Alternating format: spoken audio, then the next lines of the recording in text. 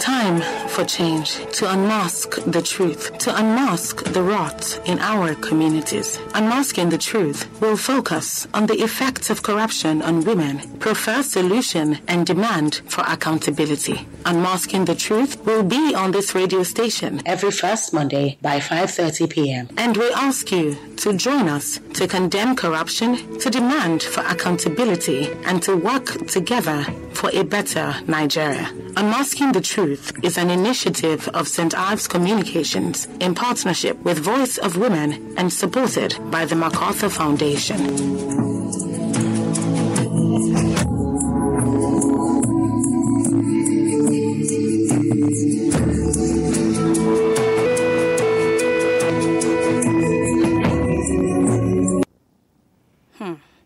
On the 1st of June 2021, traders at the Ikeja market protested against the shutdown of the market due to the non-remittance of imposed levy by the government, after they had described this act as an act of injustice. For market women, the extortion ranges from unwarranted taxation, land rent, area boys tax, omonile, local government levy, tax force levy, amongst others. And this has become an issue for them because they have to make their daily living. Unmasking the Truth today on your radio station would focus on market corruption and how it affects women. From the gender lens we are looking at this today, Unmasking the Truth will look at how these extortions affect women who are trying to survive in these hard times. My name is Esther Laribe. Unmasking the Truth is an initiative of St. Ives Communication in partnership with Voice of Women and supported by the MacArthur Foundation. Market women in Nigeria share different stories on how difficult things have become for them and how this issue of corruption in the marketplace affects them. This is what they have to say. And the thing, they affect us in different ways because there are some taxes where we say that they give us, where we say we don't even know the work where the thing they work. So the thing at times, we pay, but we don't know the essence. We don't know the benefits we are benefiting from that thing. And again, the one again we no good now, the Thursday environmental taxes. So we say if you open your shop, they'll lock them, you have to pay money for them to open it. At times, it's not fair because for you to even clean up, you have to open your shop. But if they meet you between the hours of 8 to 10 o'clock, they will still be you. So the thing that affect our business. And you know, the increment of things for market, where we say prices of things, they go up. At times, money where you're supposed to use buy market, you don't use and pay for all these small taxes, plus house rent and light money. So the thing that affect us. Truly, all of this put together is enough to disturb anybody at their place of business.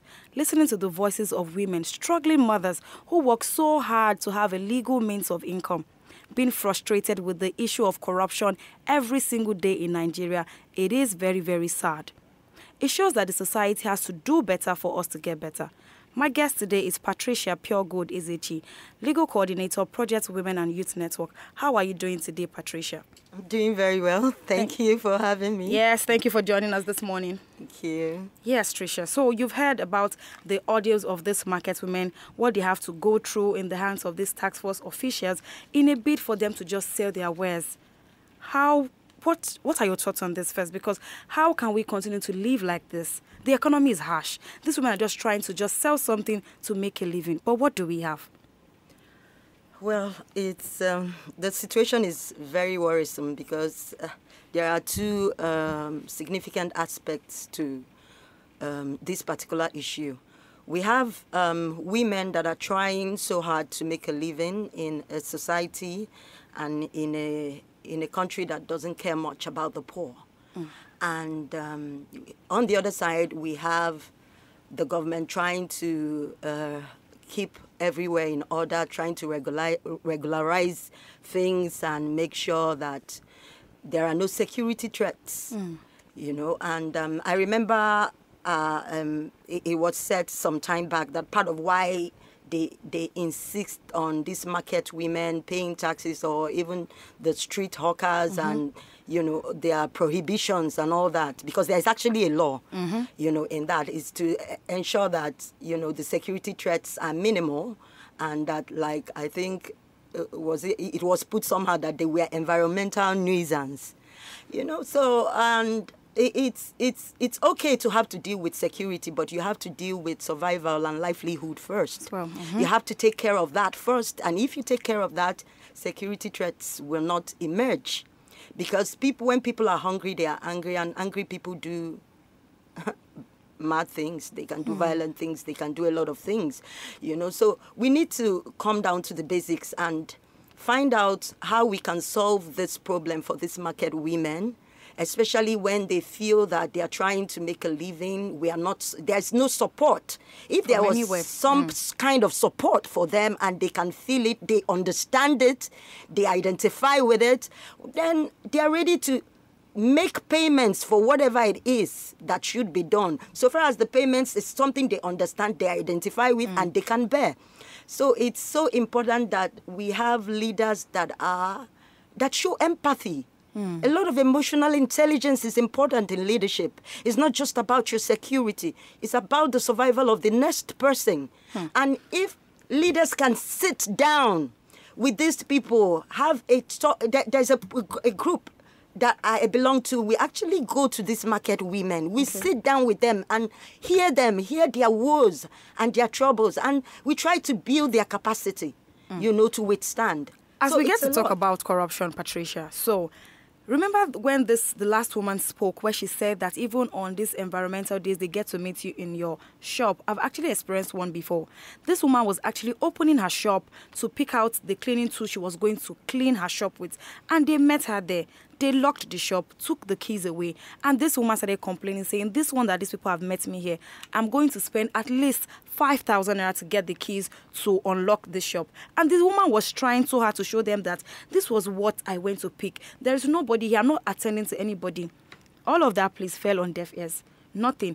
And truly, this woman had to go all the way. She had to source for 5,000 naira that morning to get them. Now, talking about this kind of monies, what accounts are they remitted to? That's what I really don't know. I guess they will tell you. Still boils down to corruption. Yes, it boils down to corruption, because they will tell you, oh, they are remitting it to the maybe local government or whatever agency. So it still boils down to corruption, and it still boils down to the fact that the people in authority are not willing to have a stakeholders meeting with these women. I'm sure these women and these traders and these shop owners, they have an association. They should walk through their leaders. They should walk through their leaders. The tax force or the government that is collecting levies should walk through their leaders and tell their leaders, tell your people, this is what is demanded. And then the leaders will get back to the government and say, okay, this is what we want, so that we'll do what you want. Can you meet us at a point? Apparently, they don't have, maybe the shopkeepers, maybe they don't have leaders, the shop owners, the market women who are going through this. Maybe they don't have leaders, because with a leader, they can speak, they will have a voice. Maybe there's nobody to speak for them. Even the leaders have been oppressed too, but that's another thing. Thank you so much, Patricia, for that. Unmasking the Truth looks at the effects of corruption from the gender lens. I want to take us back on the streets, and let's hear more comments from the traders on the corrupt practices that they have to face and deal with every single day. About tenement rates, kebu gonde nwere shop na akwụ kwa afọ ka afọ. Ụgwọ a bụ ihe a na-akwụ n'aka gọọmenti, mana enwere ndị na-anata ụgwọ a ndị gọọmenti tinyeworo dịka ndị otu ha na-aga shop dị iche iche wee na-anakọta ụgwọ a. Ụgwọ a dịka n'oge COVID nke mere na 2020, ọtụtụ ndị bịakwara bịa n'ụgwọ a site n'aka gọọmenti nke anyị nwa akwụkwara. Mana ọnọkatazi dịka COVID na-ebenata, ndị ọzọ wee bịa ịnakwa ụgwọ a. Ọ dịzị anyị ghara n'anya si nke a na-abịazi, ọ bụzi na ụgwọ tenement fee a na-akwụzi ya ugboro abụọ na otu afọ. So duka ihe ahụ bụ ihe a na-eleba anya na dịka ọ bụ ihe a na-akpọ forgery, maka na ọ bụrụ na anyị edoru gị na ihe gbasara ihe a, ị nwere ike baa ọghọm ịkwụ ụgwọ a ugboro abụọ. Mana n'oge COVID ahụ, dịka mụ mepekwere shop m ọhụrụ, so m chọrọ, ọ dịka ka m chọrọ ịbụ ihe ndị bekee na-akpọ ifon victim na ihe gbasara tenement fee tupu m aghọta onwe m. Mana so ọtụtụ ndị bakwara na ọghọm ihe tenement fee na-aba ịkwụkwa ụgwọ a ugboro abụọ. so anyị nwa n'onwe nke anyị ghọtakwa n'onwe anyị Chukwu na-emekwara ebere anyị adbaghị n'ọghọm dị ụta so ọ bụ ụtọ ọra m n'ọnụ. It is obvious that all fingers are not equal, and not all of these women can afford the shop, Patricia. Yeah. Most of the time, we get to see new complexes being built at marketplaces, and trust me, they are not cheap. They are not cheap, and not all of these women can afford the rent. So some of them have to resort to selling their wares by the roadside in the market, and this has made them targets for extortion. Patricia, talking about this, how can we change this? How can we actually change this? For a woman whose capital is probably 5,000 naira and this is all she has to run her business on. Like I said before, it's very worrisome. From the World Poverty Clock, 70 million Nigerians right now live in extreme poverty, and that is below 900 naira a day. It's worrisome. Imagine. That's 33%. 33% of the population. And if you look at it from the global worldview, they will look at a country like India and say, oh, India has even overtook Nigeria. But India is 1.3 billion. We are just over 200 million. And then out of the 1.3 billion, just about 6%, which is 83 million, 6% is living under the poverty line, maybe less than $1 or less than $1 and $2. You know, so we need to take care of our poor. We need to take care of the poor people, and that's the challenge we have in our society. And I always say it's not just the government. All of us need to be aware. I read something sometime about some people living in Lekki and complaining, oh, we left where we are. I think we left where we were living to come to Lekki, and then the talks are now all over disturbing us. Yes, I remember that report. Because we will not look at the poor. We will not collectively, you know, governance is a collective thing. I always say it's not just the government. We also have a part to play. We all have a part to play because the people in the government comes from society. Comes from the society. So it is a collective thing. We have to do something within our own space to help and to take care of the poor. No matter how little, it's something. We have to live the society where we think more of ourselves, our children, the progress of ourselves and our children. We live the selfish lifestyle and come to a place where we say, if we can't help each other, this thing is not going to work. All right. I dare say it's not just electing the right leaders. We also have to be the right people. We also have to look inwards and try to change so that in electing the right leaders, we ourselves can say, oh, okay, we're doing the right thing, and we can even show them the way to go. All right. So it's so important that we take care of the poor. We take care of these people. It is important that we actually take care of the poor. Unmasking the Truth on your radio station is an initiative of St. Ives Communication in partnership with Voice of Women and supported by the MacArthur Foundation. It is important that we get to hear more voices. We need to go back on the street to get more opinions because these women are actually going through a lot, more than you can imagine, in your own comfortable space. ụzọ dị iche iche ihe mebu na shop anyị dị oke ọnụ dịto ngwaahịa anyị dịga n'ilo antu ọbụla na-eji ezigbote ego elede ngwaahịa ya na ndị nwe anị bụ ndị nwanyị ya bụ na ya na-atinye ego ọwa ọbụla ndị ngwaahịa anyị kwa na-atinye gasị ego ọwa ọbụla ya na kacha ụmụ mkpụrụ ahịa anyị na-akwasa n'ilo ya na nke dị n'ime ntụ ndị nwanyị ha na-akwụ ego ilo ya na ego anyị asị ndị ọmọ niile ha bụkwa so ya bụ na ebe m ji ewetara unu okwu a n'abalị ya n'oge ọwa my name I chọrọ nkocho ndọkụ kela lekwu ode na alo no babanya e ga lo ye Lagos a e o daduma le polo no shop rent o le lo no aga rent shop e 10 each a month or ya o 10,000 and egegelu agent achenoga media gbogbo egege jolego a ege lati aka maybe ipugu 10,000 normal. I get you 20,000 extra, but I get you shop go. That okay no hin. Okay chelo de do alo no ta lo ye kocho. I help alo ga lo de atu ajelalo.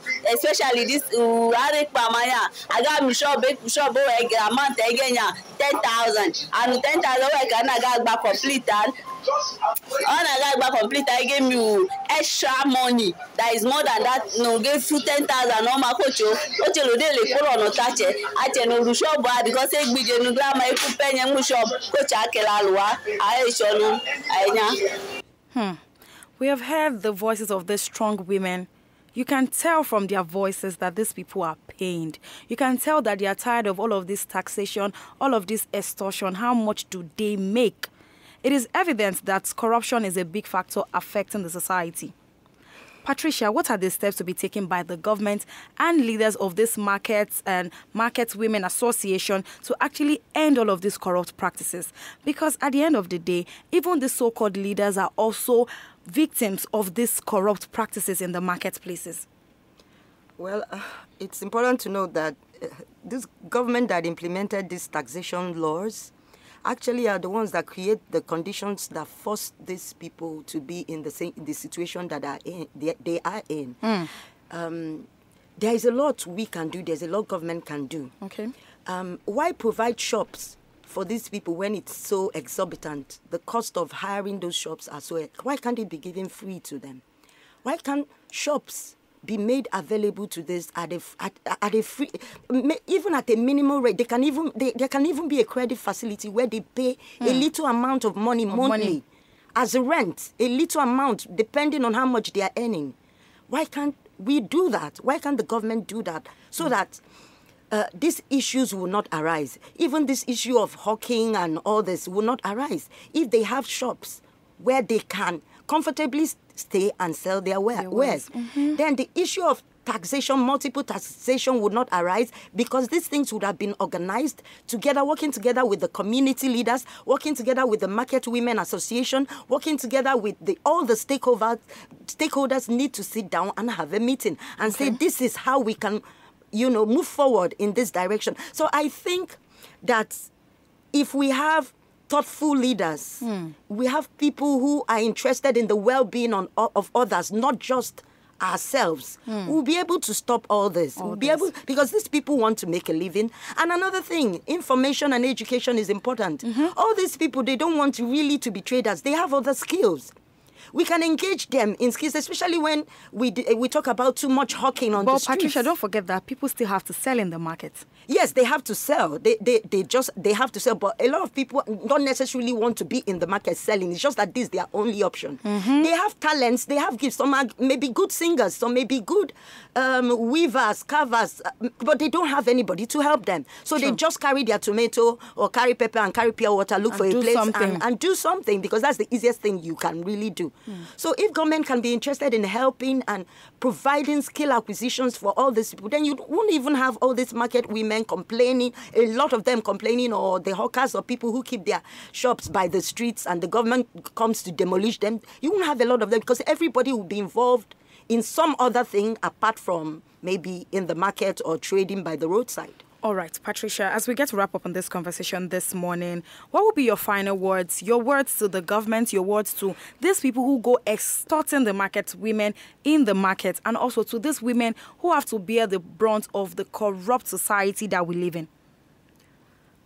First and foremost, these task force officials should be very civil. They should be empathetic and understand that as women, you have to have a lot of respect for the woman. Respect the woman. Know that she can't be your mother. She's. I mean, if your mother was a market woman and is being traumatized by tax officials elsewhere, how are you going to feel? Or if your daughter, or if your sister, or if your fiance, how are you going to feel? So it's important that they deal with these market women in a very civil and pleasant. Even if any of them is trying to go against the laws, they have a lot on them. They are taking, most mothers, the ones taking care of the children in the family.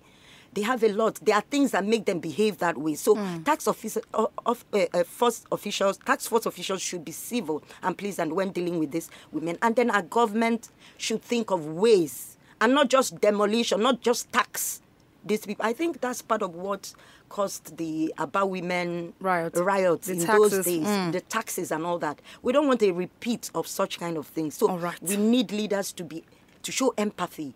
And be thoughtful to these people. Thank you so much, Patricia Puregold Ezechi, Legal Coordinator, Project Women and Youth Network. Thank you so much for masking the truth with me, or masking the truth on corruption with me today.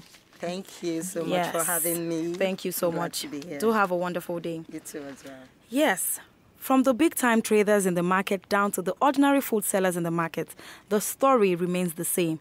Extortion by different government agencies, miscreants, the police, different trade union, tax force officials, these sad tales are endless. These are hard times that we live in. Women are struggling to survive. Family units are breaking down due to financial constraints.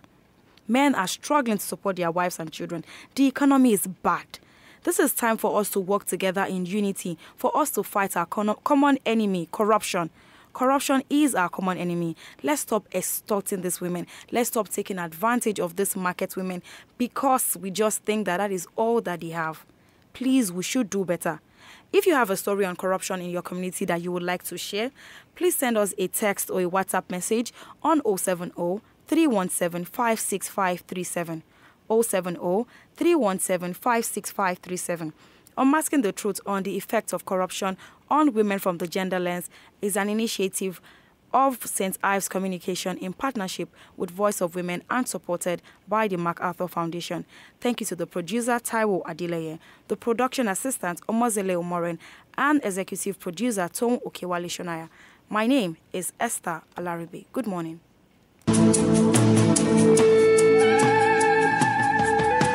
A time for change, to unmask the truth, to unmask the rot in our communities. Unmasking the Truth will focus on the effects of corruption on women, prefer solution and demand for accountability. Unmasking the Truth will be on this radio station every first Monday by 5:30 p.m. And we ask you to join us to condemn corruption, to demand for accountability, and to work together for a better Nigeria. Unmasking the Truth is an initiative of St. Ives Communications in partnership with Voice of Women and supported by the MacArthur Foundation.